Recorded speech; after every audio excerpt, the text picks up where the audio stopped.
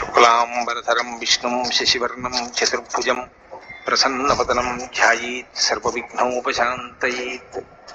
గురుర్బ్రహ్మా గురుర్విష్ణుః గురుర్దేవో మహేశ్వరः గురుః సాక్షాత్ పరబ్రహ్మ తస్మై శ్రీ గురవే నమః. వ్యాసాయ విష్ణురూపాయ వ్యాసరూపాయ విష్ణవే నమో వై బ్రహ్మనిధయే వాసిష్ఠాయ నమో నమః. కూజంతం రామ రామేతి మధురం మధురాక్షరం ఆరుహ్య కవితాశాఖాం వందే వాల్మీకికోకిలం. శృతిస్మృతిపురాణానాం ఆలయం కరుణాలయం నమామి భగవత్పాదశంకరం లోకశంకరం. సదాశివసమారంభాం శంకరాచార్యమధ్యమాం అస్మదాచార్యపర్యంతాం వందే గురుపరంపరాం. వాగర్థావివ సంపృక్తౌ వాగర్థప్రతిపత్తయే జగతః పితరౌ వందే పార్వతీపరమేశ్వరౌ. సూక్తిం సమగ్రయతున స్వయమేవ లక్ష్మీః శ్రీరంగరాజమహిషీ మధురైః కటాక్షైః. వైదగ్ధ్యవర్ణకుడకుంభనగౌరవైర్యాం కండూలకర్ణకుహరాः కవయోధయంతి. హైమోర్ధపుండ్రమజహన్మకుటం సునాసం మందస్మితం మకరకుండలచారుగండం బింబాధరం బహుళదీర్ఘకృపాకటాక్షం శ్రీవేంకటేశముఖమాత్మని సన్నిధత్తాం. మనోజవం మరుతతుల్యవేగం జితేంద్రియం బుద్ధిమతాం వరిష్టం వాతాత్మజం వనరయూథముఖ్యం శ్రీరామదూతం శిరసా నమామి. జయత్యతి బలో రామో లక్ష్మణశ్చ మహాబలః రాజారీతి సుగ్రీవో రాఘవేణాభిపాలితః. దాసోహం కోసలేంద్రస్య రామస్యాక్లిష్టకర్మణః హనుమాన్ శత్రుసైన్యానాం నిహంతా మారుతాత్మజః. రావణసహస్రం మే యుద్ధే ప్రతిఫలం భవేత్ శిలాభిస్తు ప్రహరతః పాదపైశ్చ సహస్రశః. అర్దయిత్వా పురీం లంకాం అభివజ్య చ మైథిలీం సమృద్ధార్థో గమిష్యామి విశతాం సర్వరక్షసాం. ధర్మాత్మా సత్యసంధశ్చ రామో దశరథిర్యది పౌరుషే చ ప్రతిద్వంద్వశరైరం జహిరావిణిం. ఆపదామపహర్తారం దాతారం సర్వసంపదాం లోకాభిరామం శ్రీరామం భూయో భూయో నమామ్యహం. శరజ్యోత్సనా శుద్ధాం శశీతజటాజూటముకుటాం వరత్రాసత్రాణస్ఫటికఘటికా పుస్తకకరాం. సకృన్నత్వా నత్వా కథమివ సతాం సన్నిధతతే మధుక్షీరద్రాక్షా మధురిమధురీణాః ఫణితయః. హరి ఓం. అయోధ్యాకాండము 106వ సర్గం. అయోధ్యకు విచ్చేయుమని భరతుడు శ్రీరాముని పరిపరి విధముల వేడుకొనుట. ఏవముక్త్వా తు విరతే రామే వచనమర్థవత్ తతో మందాకినీ తీరే రామం ప్రకృతివత్సలం. ఉవాచ భరతశ్చిత్రం ధార్మికో ధార్మికం వచః. శ్రీరాముడు ఈ విధముగా అర్థవంతములైన వచనములను పలికి మిన్నకొన్న పిమ్మట ధర్మాత్ముడైన భరతుడు ప్రజావత్సలుడైన శ్రీరామునితో మందాకినీ నదీ తీరమున ధర్మబద్ధముగా ఇట్లు వచించెను. కోహి స్యాదీదృశో లోకే యాదృశస్త్వమరిందమా నత్వాం ప్రవ్యధయేద్దుఃఖం ప్రీతిర్వాణ ప్రహర్షయేత్. సమ్మతశ్చాసి వృద్ధానాం తాంశ్చ పృచ్ఛసి సంశయాన్.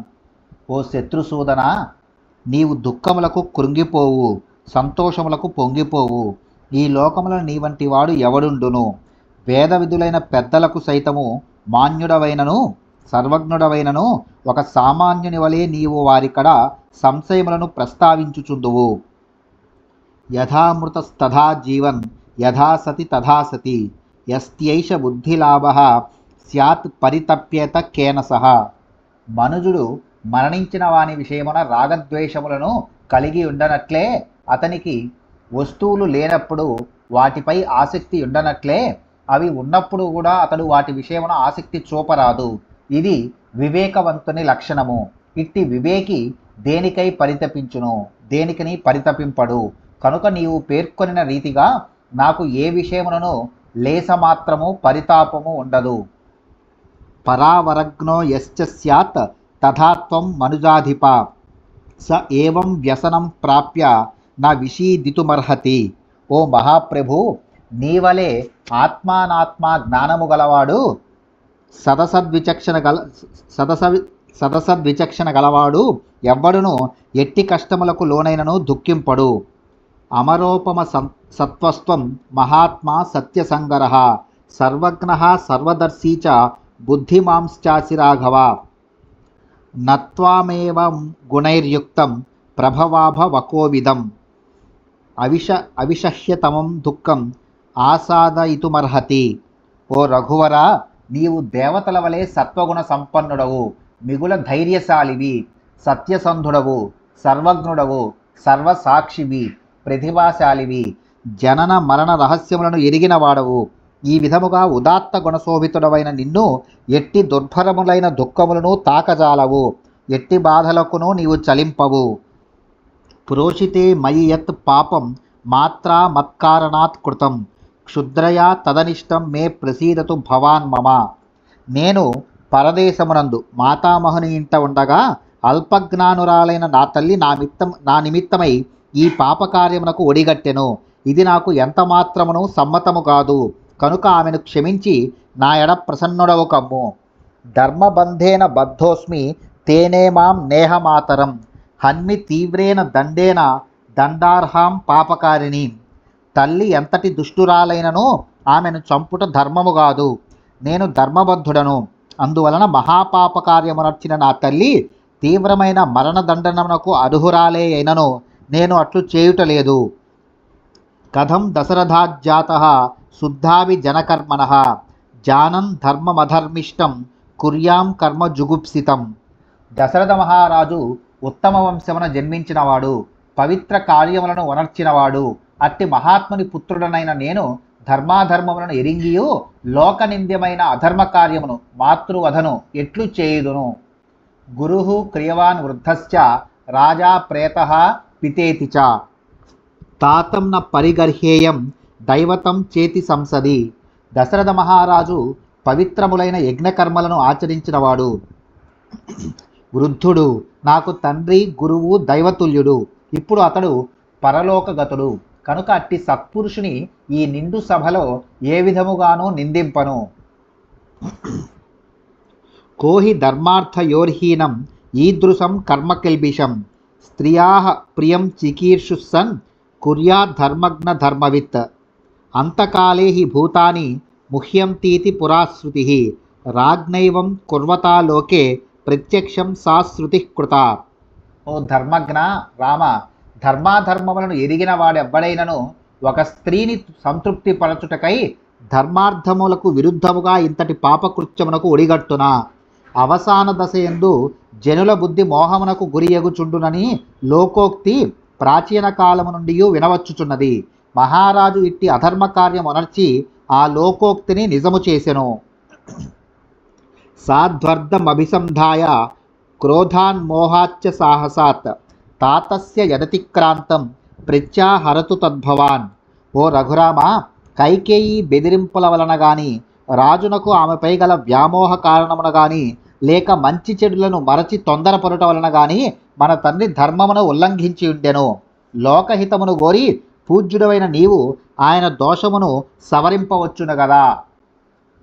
పితుర్హి సమతిక్రాంతం పుత్రోయః సాధుమన్యతే, తదపత్యం మతం లోకే విపరీత మతోన్యథా. తండ్రి చేసిన పొరపాటును సవరించుటకు పూనుకొనువాడే నిజమైన పుత్రుడు.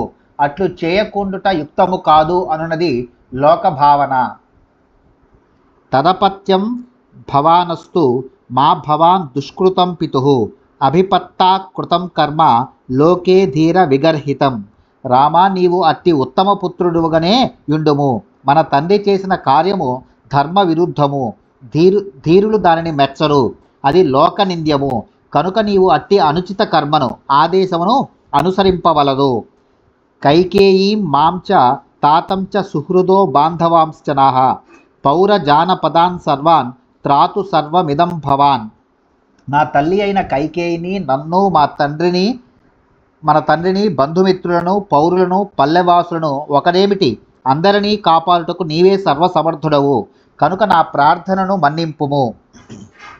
క్వచారణ్యం క్వచ క్షాత్రం క్వజటాః క్వచ పాలనం, ఈదృశం వ్యాహతం కర్మ న భవాన్ కర్తుమర్హతి. ఓ ప్రభు, వనవాసం ఎక్కడా, క్షాత్రధర్మం ఎక్కడా, జటాధారణం ఎక్కడా, పరిపాలనం ఎక్కడా? ఇట్టి పరస్పర విరుద్ధములైన కర్మలను నీ వంటి పూజ్యుడు ఆచరింపదగదు. ఏష హి ప్రథమో ధర్మ క్షత్రియస్యాభిషేచనం, ఏన సఖ్యం మహాప్రాజ్ఞ ప్రజానాం పరిపాలనం. ఓ సర్వజ్ఞ, ప్రజలను రంజింపజేయుచు చక్కగా పరిపాలింపగల క్షత్రియునకు అతడు రాజ్య పట్టాభిషిక్తుడగుటయే మొదటి ధర్మము. కశ్చ ప్రత్యక్షముత్సృజ్య సంశయస్తమ లక్షణం ఆయతిస్థం చరేద్ధర్మం క్షత్రబంధుర నిశ్చితం.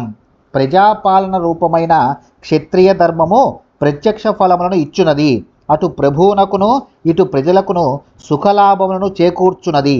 మీదు మిక్కిలి అది పరలోక శ్రేయస్సును కలిగించున్నది. తాపస వృత్తి క్లేశములతో కూడుకొనినది. దాని ఫలము కూడా సంశయాత్మకము, అనిశ్చితము. అదీను కాలాంతరమున ఎప్పుడో లభించున్నది. ఉత్తమ క్షత్రియుడు సుఖలాభములను గూర్చు రాజ్యపాలనను త్యజించి తాపస వృత్తిని చేపట్టున. అధ క్లేశజమేవత్వం ధర్మం చెరుతుమిచ్చసి ధర్మేణ చతురో వర్ణాన్ పాలయన్ క్లేశమాప్నుహి.